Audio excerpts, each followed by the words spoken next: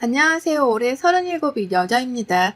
제 얘기를 어디다가 제대로 해본 적이 잘 없는데 처음으로 온라인에 공유해보는 만큼 많은 응원 부탁드려요.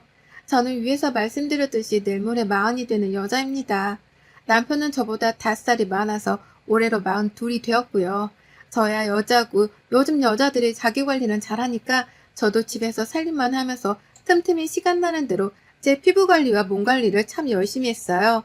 돈이 많이 드니까 피부과나 필라테스 같은 돈 든다는 것들은 물론 하지 못했지만 어디 그것만 운동이고 관리하는 방법이던가요. 저는 집에서 유튜브 보면서 혼자 춤도 춰보고 일주일에 적어도 3번 정도는 일찍 퇴근한 남편과 함께 아파트 주변 산책도 열심히 하고요. 화장을 대체로 잘 안 하지만 매일 선크림을 바른다거나 자기 전에 클렌징을 꼼꼼히 하는 아주 기초적이고 기본적인 방법으로 저를 갖고 왔어요. 그렇게 하지 않고 방치하면 제가 집안에서 아무것도 하는 것이 없이 요리하고 빨래하고 남편만을 기다리는 애처로운 여자처럼 보였기 때문에 더더욱 그런 생각을 하고 싶지 않다는 마음에 최대한 시간짬 내 제 자신을 돌보는 것에 최선을 다했습니다. 그렇다 보니 점점 좋은 점들이 많아졌어요.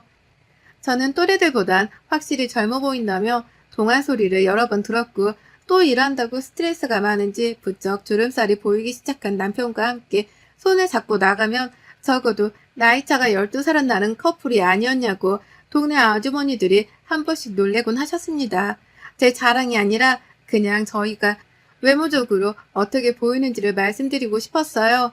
이것 때문에 전 결혼하고 처음 4년간 그리고 최근에 내내 죽고 싶다는 생각을 몇 번 했을 만큼 너무 괴로웠거든요. 더 정확히는 20대 며느리 대하듯 처음엔 임신하려고 종용하더니 급기야 더 큰 잘못을 저질렀던 저희 시어머니 때문에 말입니다. 저는 30이 되던 해에 남편과 결혼했어요. 당시 저는 엄마가 하시는 옷가게 일을 도우며 용돈이나 벌고 있었고 남편은 직장을 다니고 있는 직장인이었습니다. 저야 엄마의 가게를 당연히 물려받을 거란 생각에 따로 취업 생각을 하지 않았었고 가게 수입이 짭짤했었기에 용돈치고는 제법 돈이 잘 모였었어요. 그 돈으로 철없는 마음에 일주일 중 반은 동대문에서 가게 안에서 포장만 하며 나머지 반은 주말마다 쉬는 친구들과 근사한 식당이나 호텔을 가고 내 옷 쇼핑을 하며 시간을 보냈어요. 천만다행히도 술은 철천지의 원수 마냥 멀리하게 되던 체질과 또 제 취향 때문에 클럽은 가지 않았고요. 마냥 친구들과 노는 게 좋아서 다 같이 치킨이며 떡볶이를 포장해다가 그 시절부터 저희는 호캉스를 하면서 탄산음료 마시고 놀았었죠.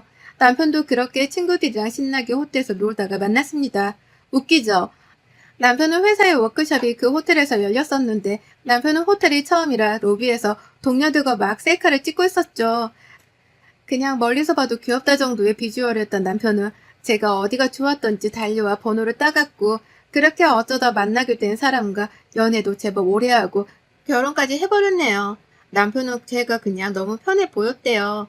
호텔에서 긴장 안 하고 매일같이 드나드는 재벌 마냥 희희낙낙하며 로비를 걷는 게 자기랑은 딴 세상 사람 같아서 뭐하는 사람인가 궁금도 하고 멋져 보였대요. 그래서인지 남편은 연애하는 동안에도 저를 무슨 귀족 모시는 하인처럼 떠받들어줬고 급기야 제가 난 그냥 엄마 옷가게에서 알바나 하는 여자야 라고 제 월급과 수중에 모은 돈 우리 엄마가 이혼하고 혼자 가게를 한다는 것까지 다 오픈을 했는데도 처음부터 저는 자신한테 공주님 같았다며 끝까지 절 귀하디 귀한 사람 대접을 해주더군요. 솔직히 부모님 이혼하시고 나서 한 번도 어른들 보는 걸 편히 생각한 적은 없었습니다. 친척들이며 조부모님이며 다 저한테 애정도 없고 미련도 없고 그냥 뭐 생각이 없이 사는 사람들이었기에 관심을 두지 않으셨었고 그런 차갑고 배정한 시선들이 어린 마음의 제겐 너무나도 큰 상처였어요. 어떻게든 버텨보려 더 발악을 하며 웃고 다니고 성인이 되어서도 천만다행으로 장사가 잘 되는 엄마의 옆에서 일을 돕고 살며 그냥 어린 시절 힘들고 외로웠던 제 마음을 좀 보상받기라도 하려는 듯 최대한 스트레스 받을 일은 만들지 않고 무조건 인생을 즐기고 살자는 말을 모토로 삼으며 지냈죠. 하지만 그게 어디 뭐 쉽던가요? 그 시절에 순수하고 모든 게 풋풋했던 우리의 사랑뿐만 아니라 제 인생까지도 결혼과 동시에 모조리 한순간의 꿈이었던 것처럼 물거품이 되어버렸습니다. 거품조차 나지 못하고 누가 바늘로 꼭꼭 찔러 터트린 것만큼 엉망진창이 되어버렸죠. 시어머니는 뭐 때문인지는 모르겠지만 처음 제가 인사드리러 가던 때부터 마음에 들어하지 않으셨어요. 나중에 남편한테 물어보니 털어놓는 말이 제가 무지하게 날라리 같아 보였다더군요. 아니, 남들 다 입는다던 상견례 프리패스 복장을 하고 갔고, 심지어 염색머리는커녕 검은 머리를 하고는 인상이 드세 보일까봐 미용실까지 찾아가 순하게 메이크업을 받고 갔는데, 도대체 어디서 제가 날라리로 보인다고 생각을 하셨는지 아무리 따지고 따져봐도 이해가 안 되더라고요. 하지만 이건 그 당시 전혀 문제가 아니었어요. 이후 불문하고 시어머니 되실 분이시니 잘 보여야겠다는 생각만 앞서서 시어머니가 저를 어떻게 대하건 말고 무조건 내내거리면서 비율을 맞춰드리는 데에만 최선을 다했어요. 저도 어렸으니까요. 멋 모르는 애가 결혼한다는데 시어머니가 늘 뾰루통하고 있는 듯 없는 듯 무시를 하니 신경 안 쓰고 배길 사람이 있겠냐고요. 어떻게든 잘 보이고 싶고 또 내가 참한 모습이 더 많다는 걸 보여드리고자 단 한 번도 그 후론 시댁에 갈 때 화장도 안 했고 굽신거리며 음식이나 영양제를 사다 바쳤고 급기야 시어머니 데리고 호텔 스파도 몇 번 다녀왔어요. 하지만 이건 더 불행에 불행을 낳는 원인이었죠. 처음엔 제가 날라리로 보인다는 건 그냥 제가 다 싫으니까 핑계삼아 했던 변명이었고 어떻게든 자신한테 잘 보이려고 하니 뭐 결혼을 시켜야지 어쩌겠냐 하셨었는데 제가 호텔에 데려오니까 그제서야 절 싫어할 이유가 분명해지신 것입니다. 젊은 애가 호텔을 잘한다고 이런 데를 자주 드나드는 반란까지 내라면서 이제는 날라리를 넘어 저렴하고 산티나는 애라면서 절대로 안 된다고 급기야 결혼을 반대하셨어요. 어떻게 남편과 설득을 해서 지금껏 결혼 생활을 유지하고 있긴 하지만 그 당시로 돌아가라 하면 전 절대로 돌아가고 싶지도 않을 만큼 시어머니로부터 결혼 허락을 받느라 몸 안에 있는 물이란 물은 아주 다 뺀 것 같아요. 피땀 눈물 말입니다. 결혼을 하자마자 곧바로 시어머니는 반대하던 결혼 전과는 달리 이번에 급하다며 아이를 갖기를 강요하시더라고요. 처음엔 본인도 아들의 부부관계를 이러쿵 저러쿵 하시는 게 민망하셨는지 제 얼굴을 제대로 쳐다보지도 않고 아이를 빨리 가져야 한다고 이왕이면 아들이 좋겠다면서 손주 타령을 조선시대 시어머니처럼 하셨는데 그것도 몇 번 반복을 하시다 보니 익숙해지셨는지 이번엔 남편이 바로 옆에 있는데도 저희 둘을 함께 불러 앉히시고는 신혼생활에 아이를 안 가지면 언제 가질 수 있겠냐며 나중에 둘 다 몸종이 다 떨어지기 때문에 애를 갖고 싶어도 잠자리를 가지기 싫어 못 가질 거라며 벌써부터 부부관계가 틀어질 거란 악담을 하시며 임신을 강요하셨습니다. 처음엔 이런 소리를 듣고 있는 것 자체가 거부감이 느껴지고 부담스러워 한 귀로 듣고 흘리려고 했어요. 하지만 옆에서 누구 하나가 이렇게 임신 타령을 하니 제 마음이 급해지기도 했고 생각을 해보니 남편은 저보다 5살이 많고 곧 있으면 40이고 저도 30대 중반인데 나이를 생각해서라도 애를 가져야 하나 싶은 조급함이 정말 들더라고요. 그래서 한 3년 동안은 조금씩 아이를 가져보고자 노력을 했어요. 하지만 처음엔 곧 생기겠지 했는데 점점 시간이 지나도 소식이 없어 다급해져 가기 시작했고 급기야 시어머니는 이 모든 걸 제 탓으로 돌리셨어요. 뭐 임신이 안 되는 걸 꾸준히 처음부터 제 탓으로 하긴 하셨지만 제 외모까지 언급을 하면서 얼굴만 멀쩡하지 몸뚱이는 늙어빠진 할망구나 소리를 하질 않나. 홀라당 다 벗겨나서 직접 그것을 확인하고 싶다며 성희롱적인 발언까지 하시질 않나. 제정신인가 싶을 만한 무자비한 소리들을 해대셨어요. 이 모든 말들은 남편의 앞에서 약간씩 필터링이 되긴 했지만 그래봤자 여전히 제 탓이란 것엔 변함이 없었고 슬슬 남편도 눈치가 보이는지 시어머니 보는 거 힘들어 하더라고요. 자연스레 3년이 지나서 더 이상 시어머니한테서 욕먹기가 싫어서 남편을 데리고 병원을 찾았어요. 다른 부부들에 비해서는 좀 늦게 찾아간 케이스였죠. 그냥 아이는 자연스레 찾아오는 것이라 생각을 해 병원을 찾아가 볼 생각도 못했던 것이었는데 글쎄 검사 결과가 저희 남편의 정자 활동성이 다른 남자들에 비해 현저히 낮아서 임신이 다른 커플들에 비해 곱절로 어려울 거라더군요. 정말 천천병력 같은 말이었죠. 다 제 탓인 줄 알았는데 남편 탓이란 것도 충격이었고 언젠가는 그래도 찾아올 줄 알았는데 진짜로 우리한테 아기가 찾아올 일이 희박하단 사실도 충격이었어요. 그때부터 인공수정도 알아보고 시험관 아기 시술도 알아보고 30 중반에 진입하면서 완전히 시술, 그놈의 시술. 정말 시술이란 걸 다 받아봤는데도 돈만 날리고 임신은 되지 않았습니다. 그쯤 되니 아주 임신 때문에 시술의 시자만 들어도 머릿속에 새하얘질 정도로 패닉에 빠져버렸죠. 상황이 그러하니 남편도 본인 잘못이라며 저만큼이나 힘들어했고 급기야 제가 몸은 몸대로 망가지고 정신도 피폐해져 멘붕이 여러 빠지는 모습을 곁에서 지켜보더니 1년 정도 지나가던 시점에 그냥 아이를 가지지 말고 부부끼리 오순도순 잘 지내보는 게 어떻겠냐고 하더라고요. 그 말을 어찌나 눈물나게 고맙던지 전 그 자리에서 남편 껴안고 엉엉 울어버렸답니다. 애초에 내가 아이를 가지려고 안달이 났던 이유도 따지고 보면 시어머니가 자꾸만 임신을 서두르시니 덩달아 조급해졌던 것인데 남편이 이렇게 먼저 놓아주니 마치 누군가 묶어있던 제 목의 밧줄이 사르르 풀리는 기분이었습니다. 당장에 어머니께 말씀드리진 않았고 시간을 가지며 저희 부부가 먼저 마음을 온전히 비운 후 시부모님을 불러 식사 대접을 하며 말씀드렸어요. 자기 아들의 몸에 문제가 있다는 말을 하면 더 속상해 하실까봐 일부러 그 말은 안 하고 서로의 몸이 지쳤다고 그냥 둘이서 요즘 사람들처럼 잘 살아가 보겠다고 덤덤히 말했죠. 생각보다 시어머니 반응은 조용했어요. 그래 그럼 이란 다소 지나치게 쿨한 정도의 대답까지 하시고는 밥까지 꾸역꾸역 먹고 옆에서 본인 눈치 보고 있는 시아버지를 데리고 얼마 안 있어 다시 시댁으로 돌아가셨죠. 뭔가 지난 4년간 이렇게 허무하게 끝날 것을 왜 그동안 그리 어른 눈치를 보며 임신하려 나 스스로를 달달 볶았나 참 허탈하더라고요. 그렇게 아이를 가지지 않기로 한 순간부터 최근까지 거의 시부모님과의 왕래는 없다시피 했어요. 남편도 저와 마음이 같았던 건지 그간 자기 어머니 때문에 스스로도 힘들었다며 웬만하면 부딪히지 말아야 자신의 불임 가까운 문제도 그렇고 아이도 그렇고 생각을 안 할 수 있을 거라며 시댁에 가는 것을 멈추자고 하더라고요. 저는 그럼에도 불구하고 며느리니까 가끔 정말 아주 가끔 바쁜 남편을 대신해서 연락을 드렸고 명절이면 찾아가지는 못하는 대신 선물을 보내드리기도 했어요. 임신 준비를 하면서 결혼 후 자연스레 엄마 옷가게에서는 더 이상 일을 못하게 되었는데 최근 몇 년간 다시 일을 조금씩 도와드리고도 있었기에 옷은 쉽게 구할 수 있어서 시부모님 것도 여러 벌 보내드렸고 아무튼 제 딴에는 남편이 시부모님과 원수처럼 인연이 끊어져 버리는 걸 막겠다고 저조차 쓴소리를 들으며 임신에 시달렸지만 제가 할 수 있는 정도까진 최선을 다했어요. 그러다가 하루는 남편이 부모님을 안 보고 싶은데 또 나이 들어갈 부모님을 못 보고 사는 건 괴롭다면서 이젠 좀 잠잠해지지 않았을까 하며 저한테 먼저 시부모님을 찾아뵈러 가자고 부탁을 하더라고요. 저는 그간 자주는 아니더라도 연락을 드리고 있었는데 남편은 그마저도 완전히 연락을 끊어버리고 안 본 채 살아서인지 저보다 유난히 시부모님에 대한 죄스러운 마음이 큰 것 같았어요. 그 마음이 너무나도 잘 이해가 가니까 시어머니가 절 좋아를 하지 않는 걸 알면서도 기분 좋은 마음으로 남편을 데리고 하루 작정하고 시댁을 찾았어요.